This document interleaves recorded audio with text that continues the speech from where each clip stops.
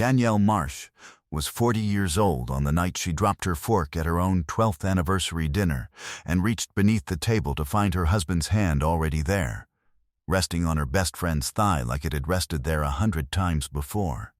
In a room the string quartet's music had made feel almost too romantic to hold anything ugly at all. Around town, people described her as the architect who draws pretty buildings for Marsh and Vale, and Preston had never once corrected the assumption that old man Vale still ran the firm behind the scenes, mostly because it had simply never occurred to him to ask. She drove a 10-year-old Volvo with a dent in the rear bumper she'd never bothered to fix. She wore the same strand of pearls to every dinner that mattered, a gift from her late father, nothing anyone would look at twice. Talia didn't flinch when Danielle's fingers grazed Preston's beneath the tablecloth. She simply kept talking about the wine list, her hand still curled loosely around his knee, the way a person touches something they've already decided belongs to them. 14 months. That was how long the pattern had apparently been running, though Danielle wouldn't confirm the exact number until 3 weeks later, alone at 2 in the morning with a spreadsheet of calendar overlaps glowing in front of her.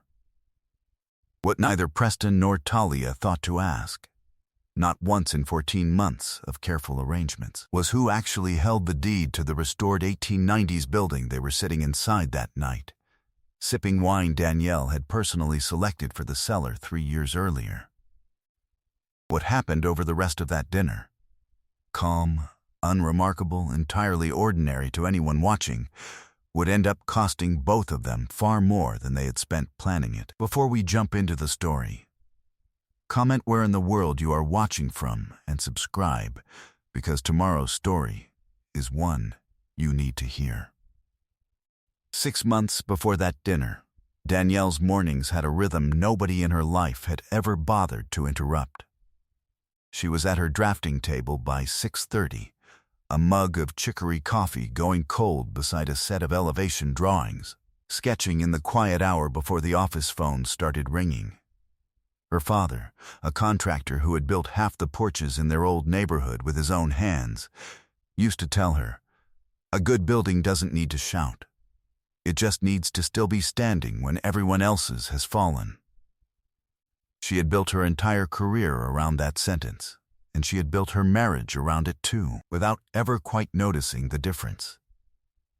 At the office, junior architects still referred to the firm as Marsh and Vale, the way it had been named 20 years earlier, and nobody outside a small circle knew that Danielle had bought out old man Vale's remaining shares 6 years ago, keeping his name on the letterhead out of respect and, if she was honest, out of a quiet preference for being underestimated.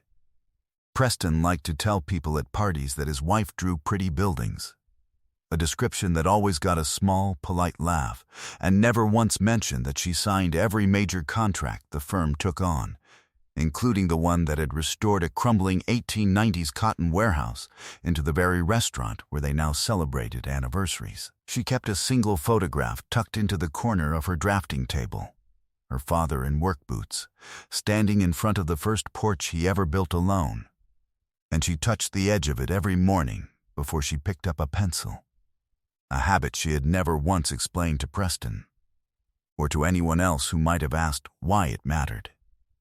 Preston kissed her goodbye most mornings, asked about her projects over dinner, remembered her mother's birthday without being reminded. He was, by every visible measure, an attentive husband, the kind other women at neighborhood gatherings said Danielle was lucky to have. He had also, in recent months, started taking calls in the driveway instead of the kitchen, a habit Danielle noticed the way she noticed a hairline settlement crack along a foundation wall, worth watching, not yet worth alarming anyone over. She and Preston had met 13 years earlier at a fundraiser for historic preservation, where he'd asked her, unprompted, what made a building worth saving instead of tearing down. He had been unhurried then, genuinely curious, the kind of man who let a silence sit instead of rushing to fill it. He used to bring blueprints of buildings he loved just to hear her explain what made them work, sitting cross-legged on her office floor with a takeout container balanced on his knee, asking questions until well past the hour either of them meant to stay. That version of him was the reason she had said yes the first time he proposed a second date, and the reason she had said yes again 2 years later when he asked something bigger, in a restaurant she had picked because the exposed brick reminded her of her father's work. Talia Whitfield had been Danielle's closest friend since architecture school, though Talia had left the field early to become an event planner. And it was Talia, warm and endlessly capable, who had planned every major celebration in Danielle's adult life, including her wedding to Preston.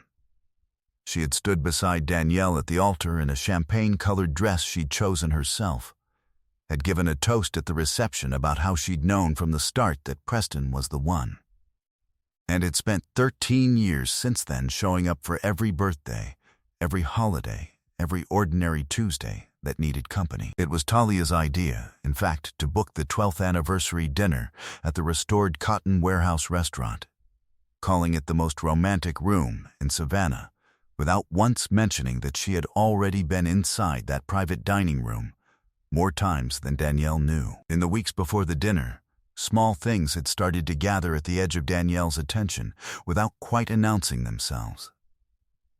Talia had canceled 2 lunch dates in a row, citing client emergencies that never seemed to have names attached.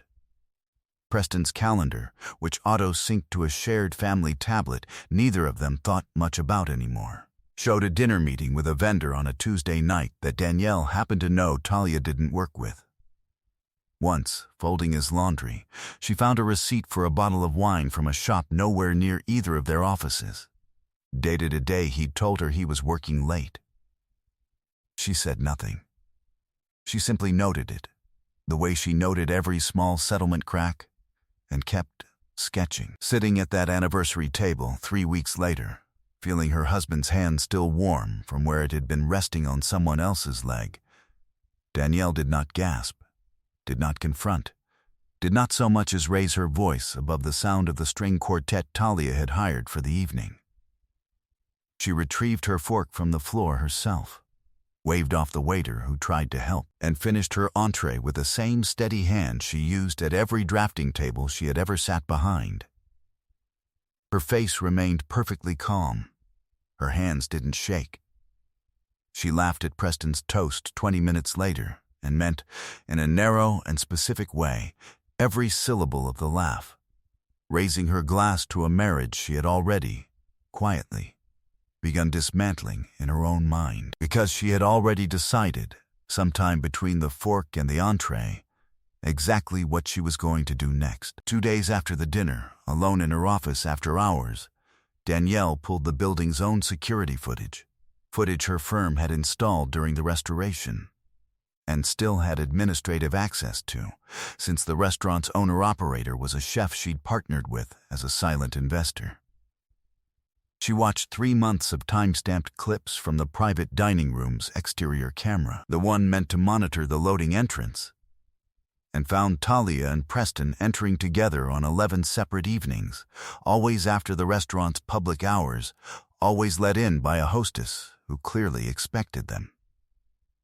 In one clip from October, Talia laughed at something Preston said and rested her head briefly against his shoulder in the hallway outside the wine cellar, a hallway Danielle herself had widened during the renovation because the original was too narrow for 2 people to pass comfortably. In another, from just after New Year's, Preston reached for Talia's coat the exact way he'd once reached for Danielle's, the gesture so automatic it looked less like romance than muscle memory. That same night, cross-referencing dates against her own calendar, Danielle built a timeline that stretched back 14 months, further than she had let herself imagine at the table. A conference in Charleston she'd attended alone, lined up with a hotel reservation under Talia's name 2 blocks from the venue. A girls' trip Talia had taken with mutual friends the previous spring overlapped, suspiciously, with 3 days Preston had told Danielle he was working from the lake house alone. A dinner reservation Talia's own company had booked for a client consultation on Danielle's birthday, the one night Danielle had been out of town for a site visit. Matched a receipt for 2 entrees and a bottle of the same wine Preston always ordered on their anniversary. 10 months of quiet, deliberate overlap unfolded in front of her, inside a folder she built, and named nothing at all. He had built an entire second life inside rooms she had personally designed, sleeping in a marriage the whole time. And Talia had helped him do it while planning Danielle's own anniversary party as its backdrop. The betrayal had not started at that dinner table. The dinner table had simply been the first place Danielle allowed herself to see it. She closed the laptop, poured herself a glass of water instead of the wine she wanted, and made a decision that required no raised voice at all. She was an architect. She had spent her career learning that you never tore down a wall the moment you found the first crack. You traced it to its source, measured exactly how far it ran, and only then decided what the structure could survive.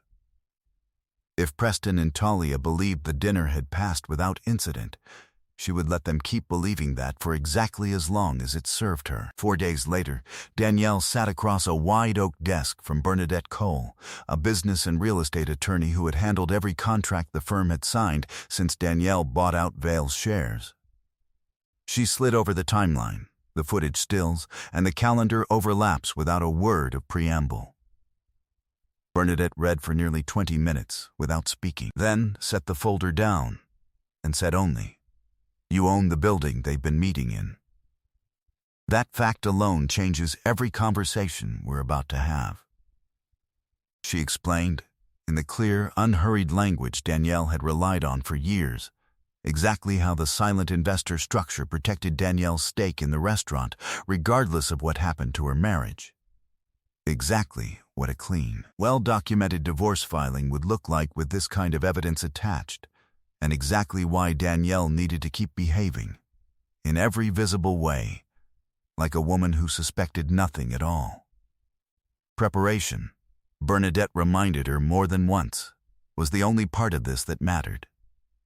Everything else was just theater she needed to keep performing a little while longer. Her mother, Odessa, 76 and sharper than most people half her age, listened to the whole account from her porch rocking chair without interrupting once.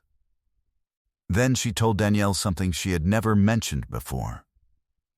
She had never trusted Talia's warmth, not since Danielle's wedding day, when she'd watched Talia adjust Preston's boutonniere with a familiarity that struck her, even then, as a hair too practiced for a woman who was supposedly just the maid of honor's oldest friend. "Some women aren't warm because they love you," Odessa said, setting her glass of sweet tea down on the porch rail with a small final click. "They're warm because it gives them somewhere to stand while they wait." Danielle had never repeated that sentence to anyone. She carried it into every room she walked into for the rest of that year. A financial review Bernadette's office ran on Talia's event planning business turned up a picture that read like a case file assembled by someone who knew exactly what to look for. A company nearly $60,000 in debt after 2 canceled contracts the previous year. A pattern of unpaid vendor invoices stretching back 18 months. A lease payment on her office space that had gone out 30 days late for the last 4 consecutive months. And 3 separate payments from Preston's personal account, disguised on his own records as consulting fees, that added up to almost the exact amount Talia owed her largest creditor. It was not proof of what Talia had known about timing or intention. It was proof that whatever this arrangement had become, it had stopped being only about romance a long time before that anniversary dinner. At home, Danielle kept cooking Preston's favorite dinners. She kept asking about his day, kept laughing at the same jokes, kept letting him believe the marriage was exactly as steady as it had always looked from the outside. One evening, refilling his glass, he mentioned, almost too casually, that Talia had offered to plan a just-because getaway for the 2 of them. Nothing special, just a thank you for such a wonderful anniversary. Danielle smiled and said that sounded lovely. You two really did outdo yourselves with that dinner, he added, watching her over the rim of his glass. Talia said you barely touched your wine. Danielle shrugged. I was just enjoying the room, she said. It really is beautiful in there, he agreed, and refilled his own glass, and neither of them said anything else about it. Some things you don't say out loud, even to the person you're planning to leave. She said almost nothing that entire month. She only watched and waited and let the folder grow one page at a time. Talia stopped by for coffee twice that month, the way she always had, settling into the same chair at the kitchen island she'd been sitting in since before Danielle and Preston were even engaged. She asked about the firm's new projects, complimented the herb garden Danielle had started along the back fence, and mentioned, lightly, that she hoped the anniversary dinner had been everything Danielle wanted. It really was, Danielle told her, refilling both their mugs. You always know exactly how to make a room feel special. Talia smiled at that, pleased, and Danielle smiled back, and neither woman said another true word to each other for the rest of the visit. Then, 12 days into that quiet stretch, a text preview lit up Preston's phone on the kitchen counter while he showered. Talia, asking whether he'd figured out how to handle Danielle's half of things before the getaway, a phrase specific enough that Danielle read it twice before the screen went dark. She photographed it, sent it to Bernadette without a single word of commentary, and by the time Preston came downstairs, she had already gone back to reading her magazine at the table, the same unbothered posture she'd been holding for weeks. Bernadette called an hour later. Whatever timeline Preston and Talia thought they were working with, she said, it had just moved up. 2 days after that, Preston suggested, warmly, that they get a few loose ends, with the accounts sorted before the trip. Nothing urgent, just paperwork. Danielle told him she trusted him completely to handle it, the same as she always had. The dinner Preston believed he was hosting 3 weeks later was, on paper, a small celebration to thank Talia for the anniversary party.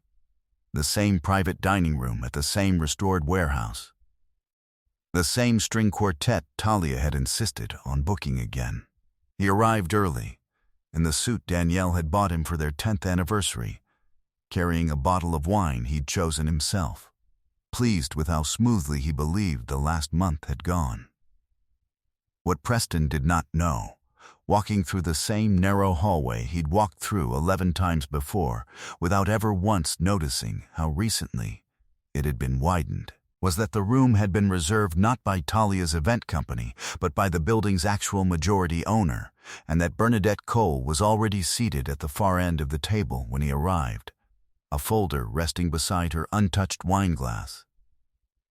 Danielle's mother sat beside her, hands folded, exactly the way she'd folded them on the porch weeks earlier. Bernadette laid the documents out one at a time, unhurried, naming each as she went, the security stills from 11 separate visits to that very room, the hotel reservation in Charleston made under Talia's name, the 3 consulting fee payments that traced back to Talia's overdue creditor, and the 12-day-old text about handling Danielle's half of things before a trip that would now never happen. Preston's face moved from confusion to disbelief to something closer to real fear as each page landed in front of him, and Talia, seated across the table in the dress she'd chosen for the occasion, went very still. Neither of them interrupted, because there was nothing left in the room still confused enough to interrupt.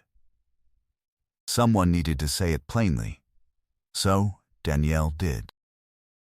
She was not the woman who drew pretty buildings while her husband and her oldest friend quietly built a second life inside them. She had owned this restaurant, this building, and the ground it stood on for 3 years, a fact protected by a silent investor agreement neither of them had ever thought to ask about, because neither of them had ever thought to ask about much of anything that actually belonged to her. The chef whose name was on the sign out front worked for her, reported to her quarterly, and had installed the very cameras that recorded every one of their 11 visits at Danielle's own request, years before either of them had given her a reason to need them. Every visit, every overlapping trip, every disguised payment, she had seen all of it. In her own time, on her own terms, in a room she herself had widened during construction because the original hallway had been too narrow. Preston tried anyway. He said it hadn't meant what it looked like, that Talia had simply been there for him during a hard year, that they could work through this the way they'd worked through everything else in 13 years. He said the getaway had already been canceled, as if that fact alone could undo the 12-day-old text that had confirmed it was ever planned at all. He reached for Danielle's hand across the table, an old habit that had once meant something, and Danielle folded her own hands calmly in her lap instead, out of reach. Talia opened her mouth to add something about friendship and misunderstanding, and Odessa set her water glass down with a small, final click that silenced the table more effectively than any raised voice could have. "Baby, I watched you adjust his boutonniere 13 years ago, and I knew exactly what I was looking at," Odessa said, looking only at Talia. "You've had 13 years to prove me wrong. You didn't." Neither of them had an answer for that. Danielle rose, gathered nothing because she had brought nothing that needed carrying, and gave them both the only sentence they were owed. "You spent 14 months meeting inside a building I built with my own 2 hands, and neither one of you ever once thought to ask whose name was actually on the deed. That tells me everything I need to know about how closely either of you were really looking." She did not raise her voice. She did not look back on her way out of the room she had always, quietly, owned 11 months later. Danielle stood on the back steps of a bungalow she had redesigned herself, coffee cooling in her hand while the early light caught the dew on a garden she had planted the previous fall. Marsh and Vale, a name she'd finally decided to change, quietly to just Marsh Architecture, had just been awarded a $1 million contract to restore a historic theater downtown, the kind of project her father would have driven past slowly just to admire from the street. She had brought on 2 young architects straight out of graduate school, both women, and made a point of telling them, on their first day, exactly how much of the firm they were standing inside actually belonged to the woman training them. She had also, for the first time in her career, put her own name above the door. Calvin, a soft-spoken preservation consultant she'd met through the theater project, had a quiet habit of asking what a building used to be before he asked what it could become. And he had quietly, without any particular announcement, become a permanent part of her evenings. He never once assumed the firm's name meant someone else was really in charge, and he was just as content sitting on the back steps with her in comfortable silence as he was touring a job site by her side. Preston, she heard through people who still moved in overlapping circles, had lost the marketing position he'd held for 9 years after the divorce filing, and the financial records became a matter of public record neither employer had been eager to explain away. He'd moved into a rental 2 towns over, the kind of place Danielle recognized from a dozen inspection reports her firm had turned down for renovation work over the years. Talia's event planning company folded entirely within the year, buried under the same debts the consulting fees had only briefly delayed. And 2 of her oldest clients quietly moved their business to a competitor once the divorce filing made the rounds through Savannah's tighter social circles. The restaurant, still hers, still standing exactly where her father's old crew had once poured half its foundation decades earlier as a favor, kept serving anniversary dinners to other couples who had no idea whose hands had built the walls around them. Danielle heard all of it the way she heard weather reports for cities she no longer visited, noted, filed, and released, without a single ounce of satisfaction spent on 2 people who had already cost her enough of her time. She watered the last row of herbs along the garden path that morning, the same unhurried motion her father had used in his own yard decades before, and thought, not for the first time, that some things were only worth building once you knew exactly who you were building them for. She had built a firm nobody could take her name off of again. She had built a case, page by careful page, inside a room she had widened with her own hands. She had built, eventually, a life with people in it who never once mistook her quiet for something they could stand on. She was free. She was solvent. She was, for the first time in longer than she could remember, entirely and permanently unbothered by any of it. Some structures, she had learned, only proved how sound they were once somebody tried, quietly, to stand where they didn't belong. I hope you enjoyed that one. Be sure to like the video and subscribe so you don't miss the next story. I've picked out 2 more for you that I think you'll really like.